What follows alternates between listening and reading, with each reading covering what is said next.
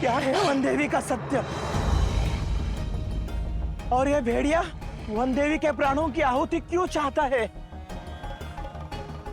One देवी के कारण हम सब लोगों के प्राण संकट में हैं।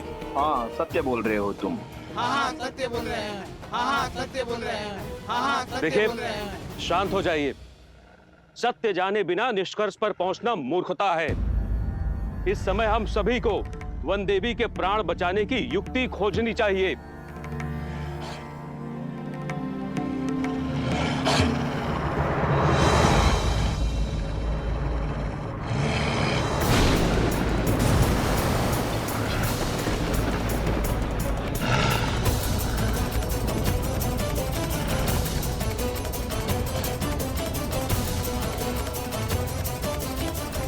साक्षात भूमिजा पर विपदा आन पड़ी है, इसलिए प्रकृति पर इतना भयंकर हाहाकार मचा हुआ है। देख रही हो सीता, प्रकृति भी तुम्हारे अंत का इंतजार कर रही है।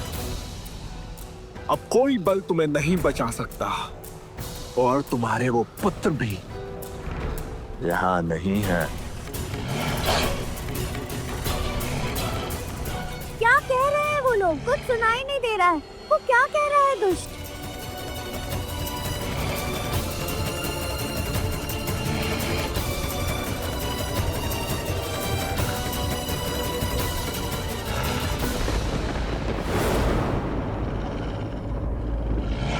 कहने को तो तुम मेरे पुराने शत्रु हो, किंतु मेरे सत्य से भली भांति अवगत नहीं हो। तुमसे किसने कहा कि मेरे केवल 2 पुत्र हैं? अर्थात तुम्हारे 3 पुत्र हैं।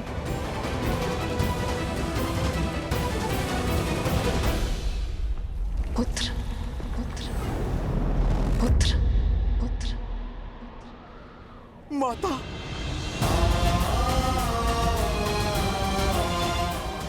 माता ने मुझे पुकारा है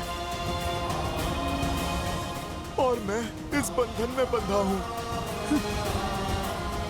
माता की सहायता के लिए भी नहीं जा पा रहा।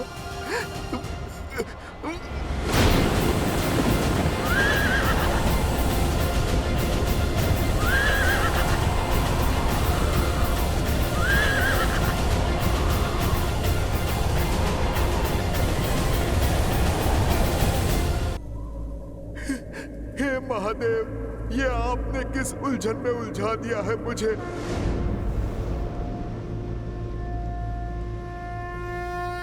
माता को अपने पुत्र की आवश्यकता है। महादेव, मेरी सहायता कीजिए। मेरी माता को अब आप ही बचाइए। महादेव, आप मेरी प्रार्थना सुनिए। माता की रक्षा कीजिए।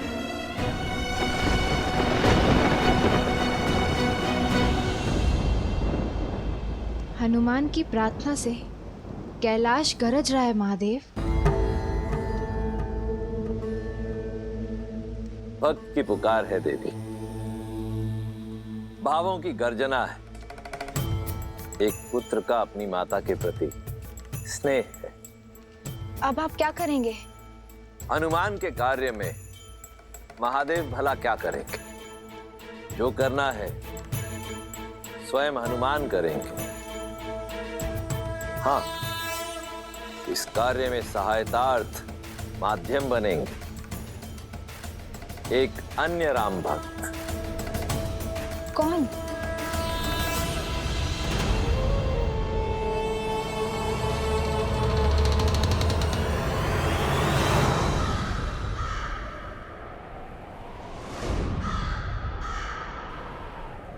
संत काकभूषणी।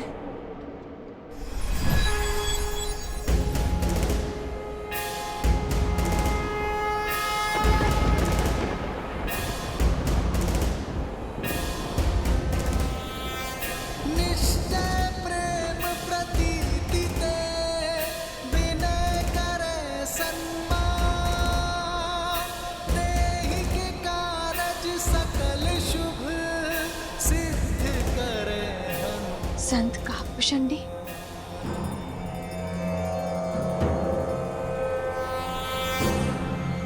ये श्लोक?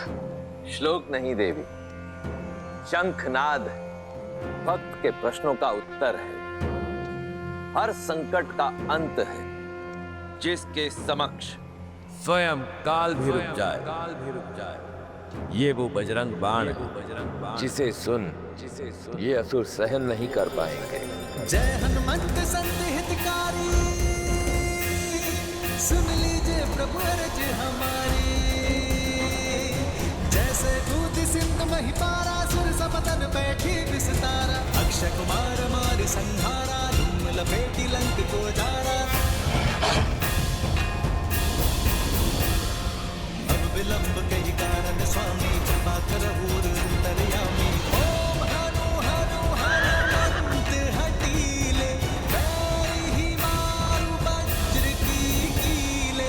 ओम ह्रीं ह्रीं हनुमंत कपीसा, ओम होम होम होम हनु हरिउर सीसा। जय अंजनी कुमार बलवंता, शंकर सुवन वीर हनुमंता।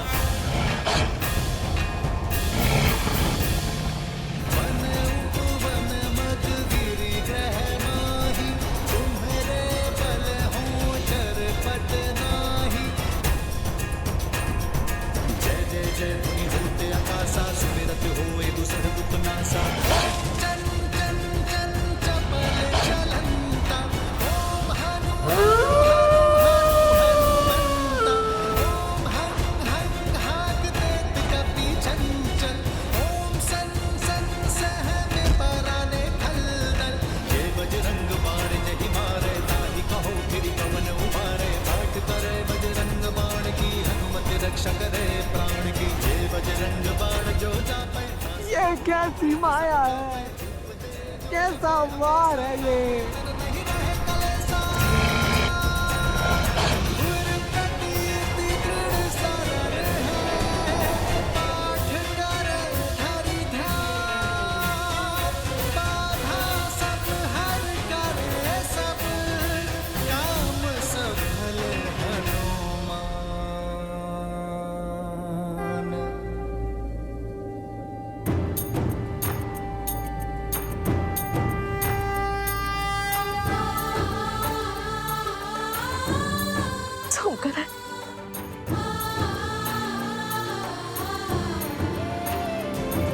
सुमकर, उठो।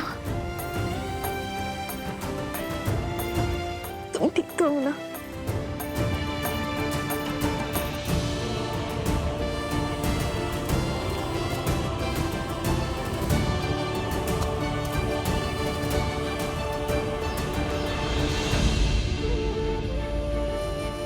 नहीं माता, वहां मत जाइए, वहां संकट है।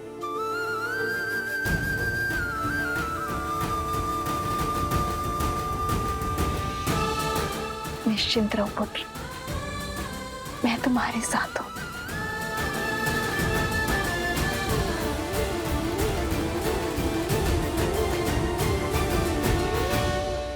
इस पुत्र की लाज बचाने के लिए कोटि कोटि धन्यवाद संत शिरोमणि काकभूषणी।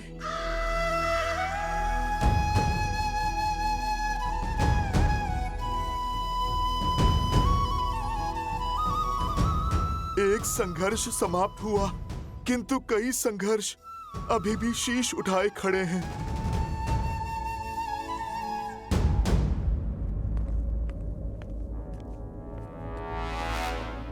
लंकेश से लेकर प्रभु श्री राम तक इस युद्ध भूमि में मैंने कई महारथियों को अपना कौशल दिखाते देखा है, और तुम दोनों को देखते ही मैं समझ गया हूं, ये साहस, ये बुद्धि, ये सामर्थ्य कोई साधारण बात नहीं। अपना परिचय दो बालको, कौन हो तुम दोनों?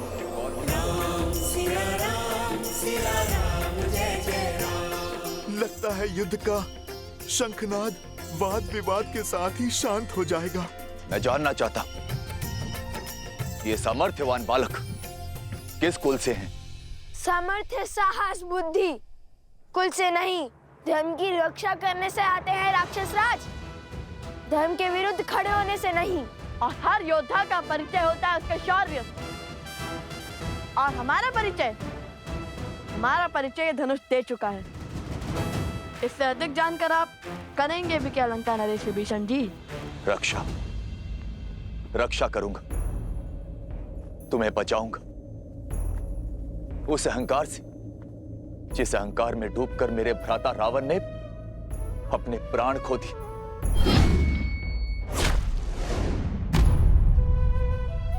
मैं हमेशा उन्हें समझाता रहा, उन्हें धर्म के मार्ग पर लाने का प्रयास करता रहा, किंतु मेरे भाई ने मेरी एक न सुनी और उस अहंकार में अपने प्राणों से हाथ धो बैठे। तुमसे भी निवेदन है बालकों, जो अनर्थ करने जा रहे हो उस पर विराम लगा दो। सावधान लंकेश विभीषण, हमारे पवित्र उद्देश्य को उस पापी रावण से जोड़ने की भूल मत कीजिए। हमारा लक्ष्य धर्म संगत है। समय निकला जा रहा है। यदि अश्वमेध यज्ञ विधिवत पूर्ण न हुआ तो महाराज श्री राम की ख्याति पर प्रश्न चिन्ह लग जाएगा। ले जाइए वानर राज सुग्रीव को और शीघ्र श्री राम को युद्ध के लिए भेजिए।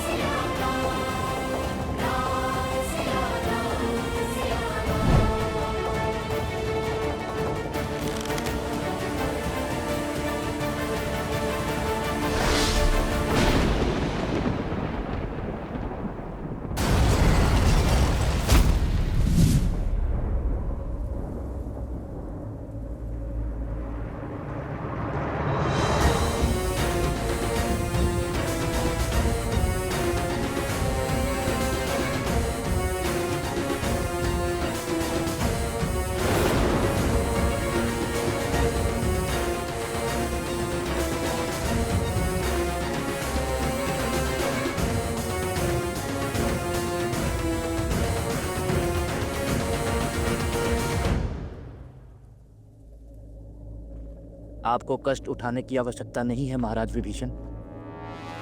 इन उद्दंडियों को दंडित करने के लिए तो मैं ही पर्याप्त हूं।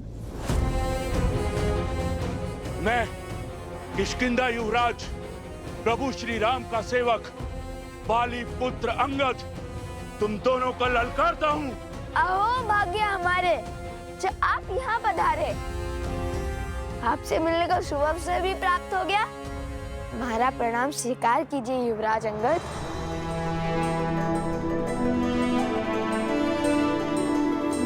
आपने जो रावण के दरबार में किया उसका विवरण हम कभी सर्वथा उचित ढंग से नहीं कर पाएंगे। सदैव आपसे भेंट की आशा थी हमें। किंतु नियति का खेल तो देखिए युवराज, प्रथम बार आप जैसे शूरवीर से युद्ध होगा और प्रथम बार आपको पराजय का स्वाद चखना होगा। कितनी दुख की बात है ना।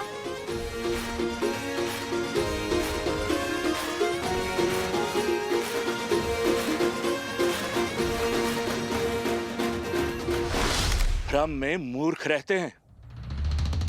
मैं युद्ध करूंगा, वो भी तुमसे।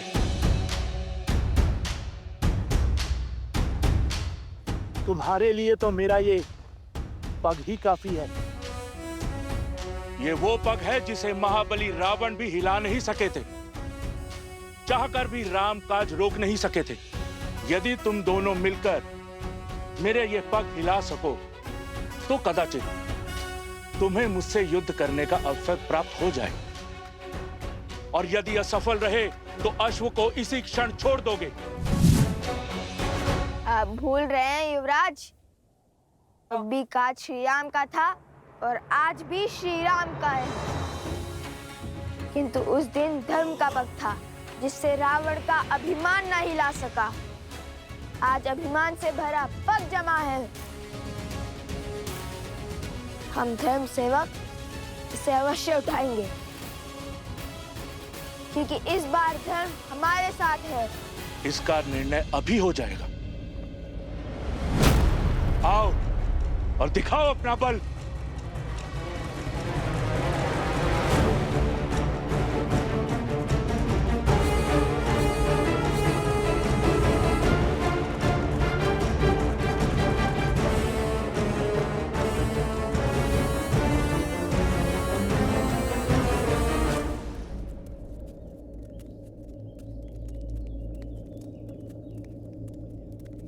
वनदेवी,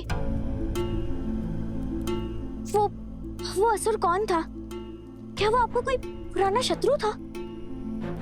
और क्या वो आपको जानता था? एक मायावी असुर से आपका क्या संबंध? हाँ देवी, क्या भेद है उसके शब्दों के पीछे?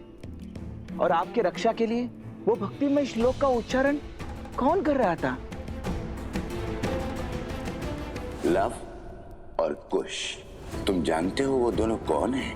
वो वनदेवी के पुत्र। और ये वनदेवी कौन है? लव कुश की माता। केवल लव कुश की माता नहीं, मूर्ख बालक, श्री राम की अर्धांगिनी, अयोध्या की महारानी है वो, सीता है वो, सीता।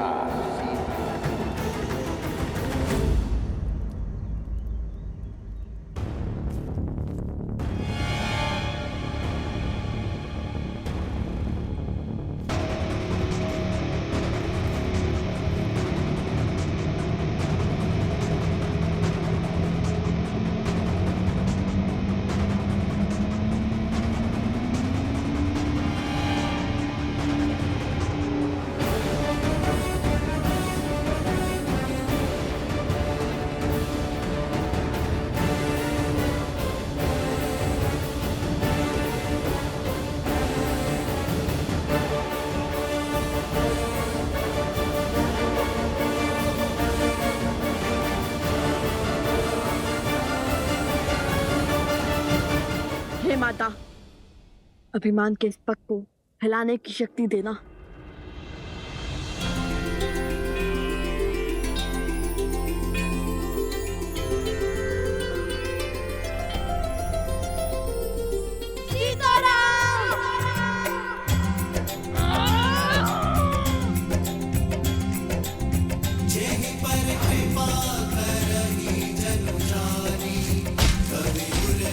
असंभव, असंभव।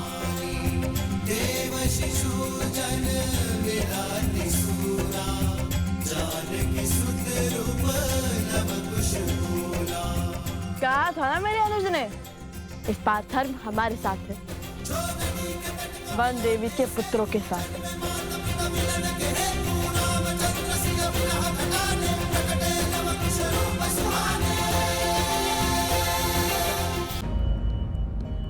बताइए ना वनदेवी, कौन थे वो जिन्होंने आपकी सहायता की? वो असुर आपको कैसे जानता है वनदेवी? जो हुआ भगवान वाल्मीकि की महिमा से हुआ प्रसूता। और गुरुदेव, और रही बात मेरे परिचय की, तो मेरे जीवन का हर भेद स्वयं भगवान वाल्मीकि जानते हैं। जब वो आएंगे, जब उनकी इच्छा होगी, तो सभी प्रश्नों के उत्तर मिल जाएंगे। उचित कह रही हैं वनदेवी, शीघ्र ही भगवान वाल्मीकि यहाँ पधार कर आप सभी के प्रश्नों का उत्तर दे देंगे। तभी मेरी बात ध्यान से सुनिए। आज जो भी हुआ वो संकट का सूचक है, और संकट मुझ पर है और मेरे कारण पूरे आश्रम पर। क्षमा मांगती हूं मैं आप सबसे, किंतु इस समय मेरे परिचय से अधिक महत्वपूर्ण आश्रम की रक्षा करना है। मैं जानती हूं आप सब मेरी चिंता करते हैं, परंतु मेरे लिए सबसे महत्वपूर्ण आप सबकी सुरक्षा है। इसलिए मेरी आप सबसे विनती है कि आज के बाद आश्रम के बाहर कोई भी बिना बताए ना जाए।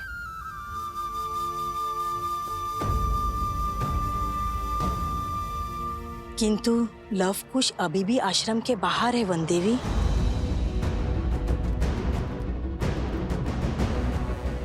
लवकुश, कहिए, अब तो देंगे युद्ध का अवसर।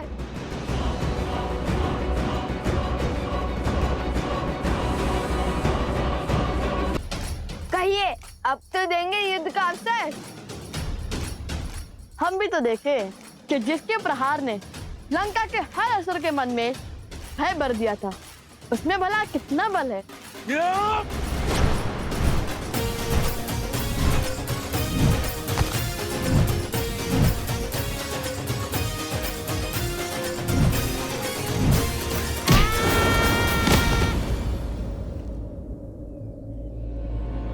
खुश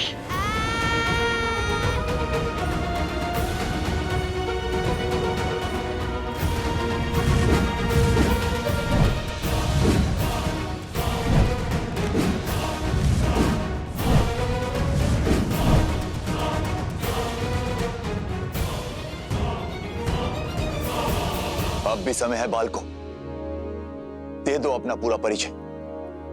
शांति से हर समस्या का हल निकल सकता है।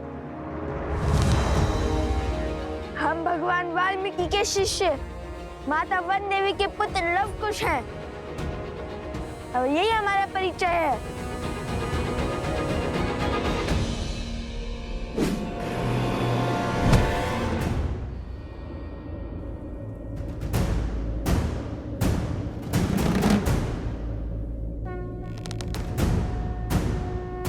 जलजास्त्र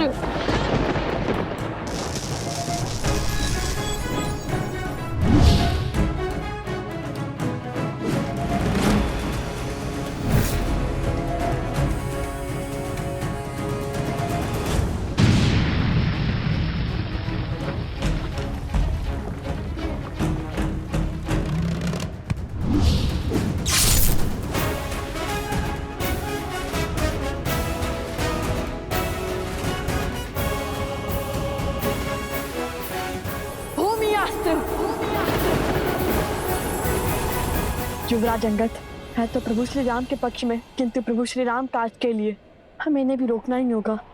हे दिव्यास्त्र, उन्हें अधिक क्षति न पहुंचे।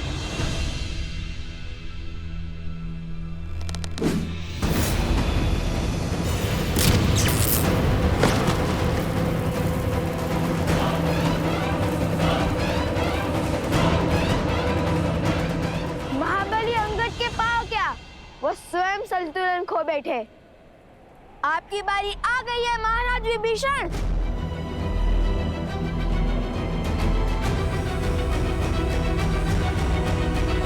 मुझे लवकुश को आश्रम लाना ही होगा। आप सब यहीं रुकिए, वो यहीं आसपास ही होंगे। नहीं वन देवी, मैं आपके साथ चलता हूँ। नहीं अवत्सरा, मैं किसी का जीवन संकट में नहीं डाल सकती। मैं अकेले ही जाऊंगी।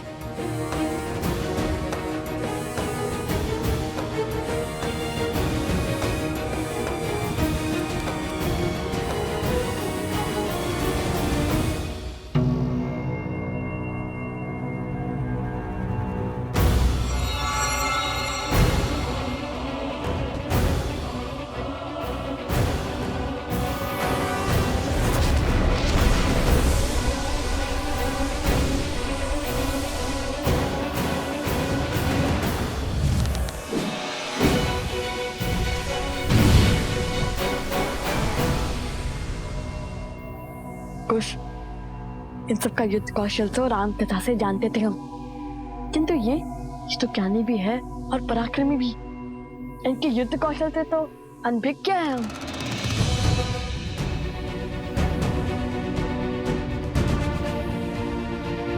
तुम्हें एक अवसर और देता हूं बालको, अपनी हट त्याग दो। मैं प्रभु श्री राम से तुम पर दया करने का निवेदन करूंगा। इतने शूरवीरों की अवस्था देखकर भी हमें पीछे हटने का आदेश दे रहे हैं आप? निवेदन तो हमारा है।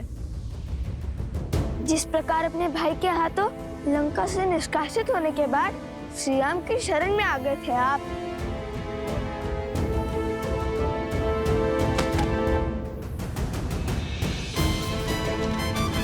इसी प्रकार हम भी आपको युद्ध का विकल्प त्याग कर महाराज राम तक युद्ध का प्रस्ताव पहुंचाने का अवसर देते हैं। आप तो सबसे ज्ञानी हैं और नारायण के भक्त भी हैं। विवेक से काम लीजिए। जाइए और श्री राम को हमारा संदेश दीजिए।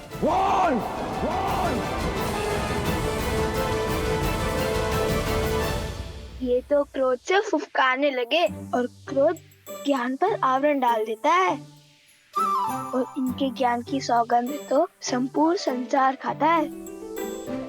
बल के साथ साथ बुद्धि के भी धनी हो बालकों। ज्ञानी को क्रोध दिलाकर व्याकुल कर रहे हैं, किंतु कहीं क्रोध का आवेग विभीषण जी से कुछ अनिष्ट ना करवा बैठे। बालकों, जब तक मेरे तन में प्राण है, प्रभु श्री राम यहां नहीं आएंगे।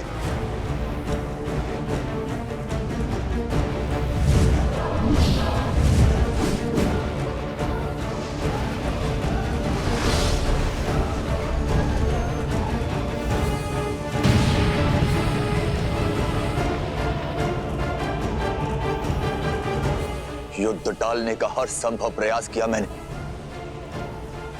किंतु तुम दोनों ने मुझे विवश किया युद्ध करने के लिए।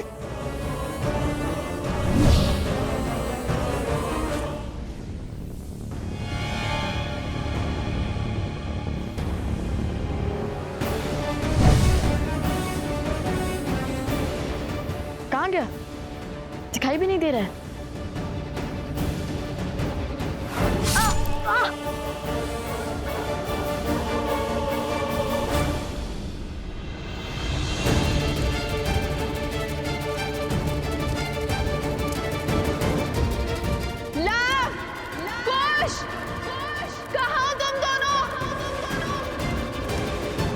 कुश की सुरक्षा चक्र में हमें न और क्रोध मिलाना होगा। कुश, हमें इस सुरक्षा कवच से बाहर निकालना होगा इन्हें।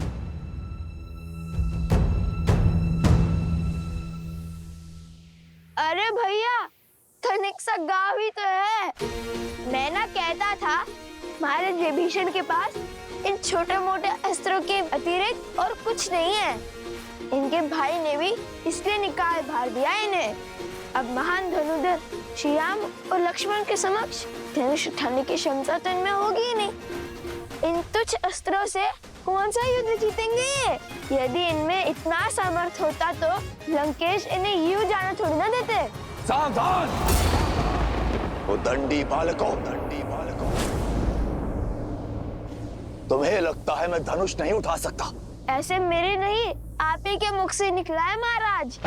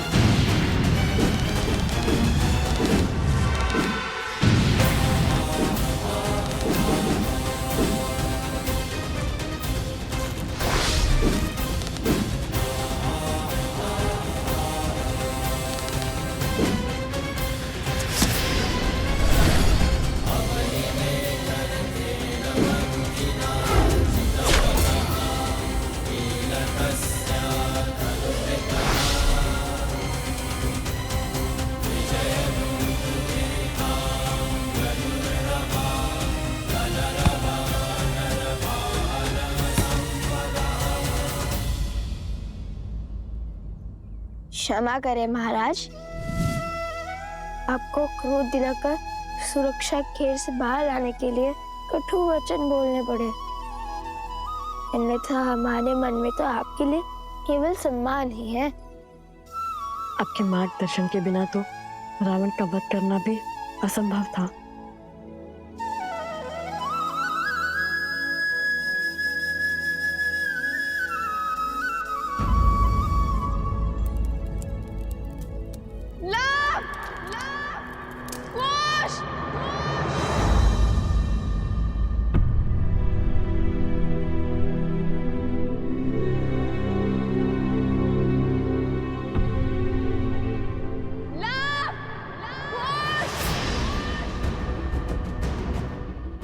माता, माता, आपकी माता की ध्वनि प्रतीत होती है।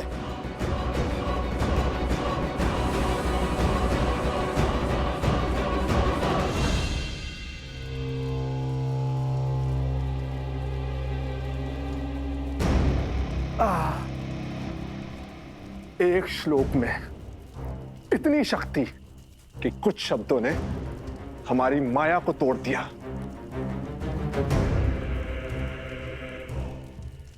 कानों से रक्त बहने लगा।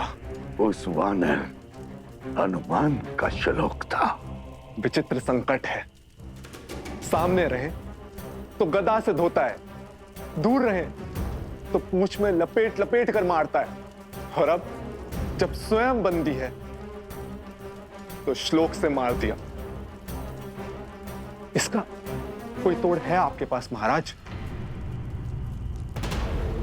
समय आ गया है महाराज, शक्ति से नहीं युक्ति से काम लेने का,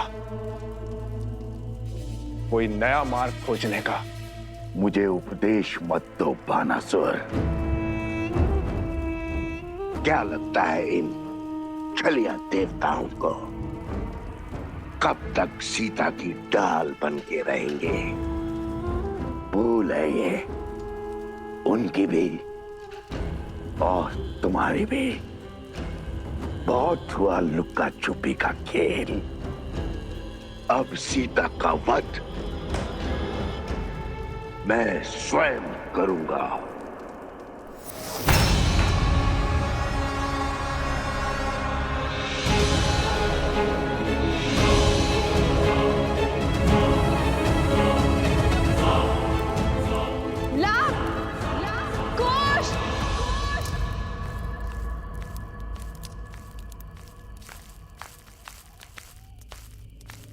कौन है? कौन है वहां?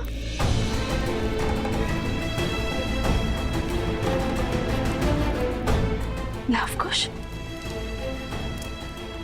तुम दोनों यहाँ क्या कर रहे हो? और बार बार यूं आश्रम के बाहर क्यों चले जाते हो? जानते हो ना बाहर कितना संकट है। माता शांत, हम तो केवल खेल रहे थे यहाँ पर, किंतु आप इतनी चिंतित क्यों हो रही है? ये क्या है? क्या हुआ ये ला? वो कुल्हाड़ी से चोट आ गई थी तनिक सी। समझ गई, तुम दोनों लकड़ियां काट रहे थे ना?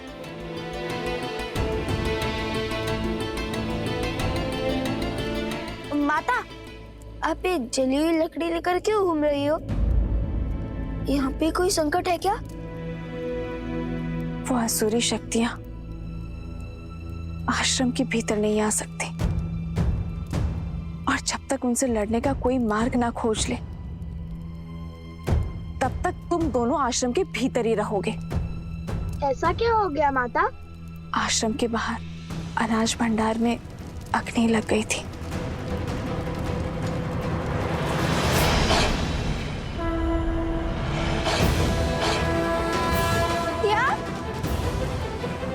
शीघ्र ही भीतर चलिए माता, रात्रि अधिक हो गई है। चलो।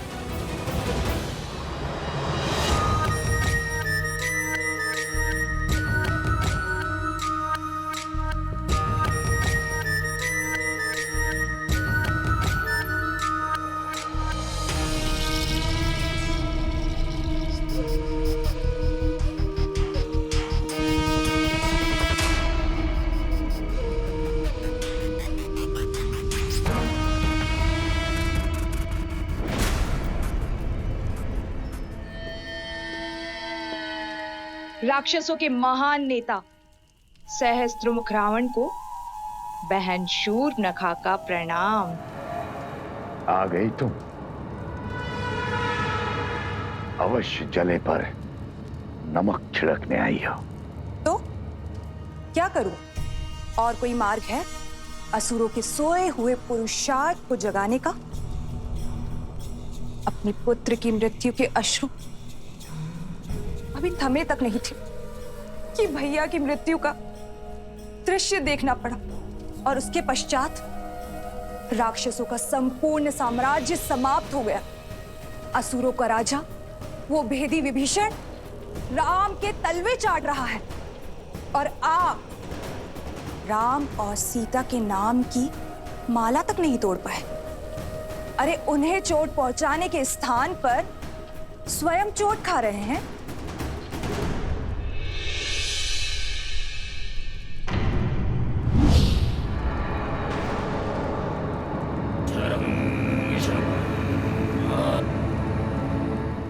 यदि मुझ पर कटाक्ष करके मन भर गया हो तो जाओ यहां से।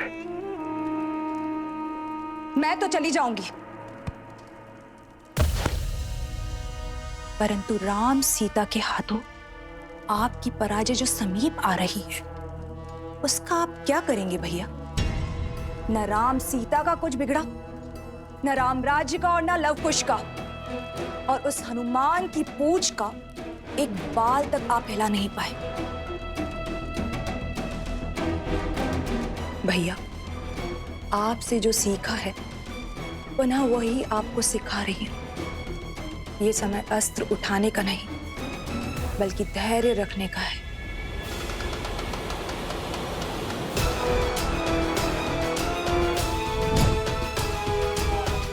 राम के भीतर लवकुश के विरुद्ध अग्नि भड़क चुकी है भैया, परंतु क्या उसके मन में उन बालकों के लिए इतना क्रोध है कि उस अग्नि से उन दोनों बालकों को जलाकर भस्म कर दे? श्री राम श्री राम श्री राम श्री राम श्री राम श्री राम श्री राम श्री राम।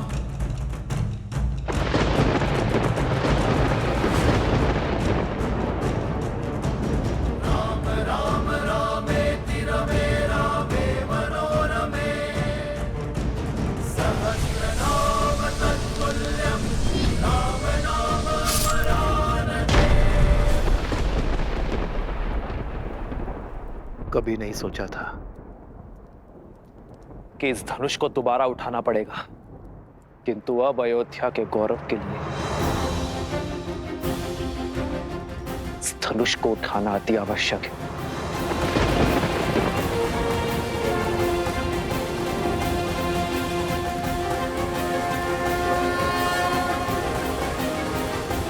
उचित कहा तुमने। अब तक मेरा ध्यान कहीं और था। इस विषय पर विचार ही नहीं किया मैंने। मैं कुछ समझा नहीं महाराज। भैया, मैंने राम को युद्ध में अनेकों असुरों का अंत करते हुए देखा है भैया। यदि उसके समक्ष अधर्म का शीश उठता है तो उसका क्रोध अनियंत्रित हो जाता है, और राम के क्रोध को हमें बढ़ाना होगा भैया। कुछ ऐसा करना होगा जिससे वो चाहकर भी अपने पग पीछे ना ले पाए, और हम चुपचाप बैठकर राम परिवार के अंत का और रघुवंशी के हाथों रघुवंश की समाप्ति का आनंद उठाएं।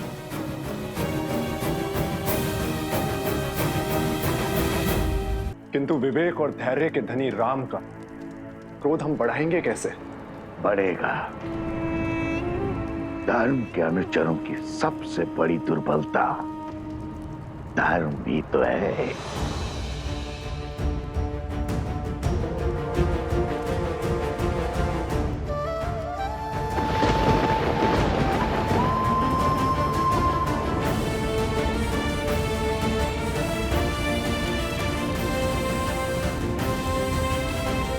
आओ राम, आओ, स्वागत है तुम्हारा।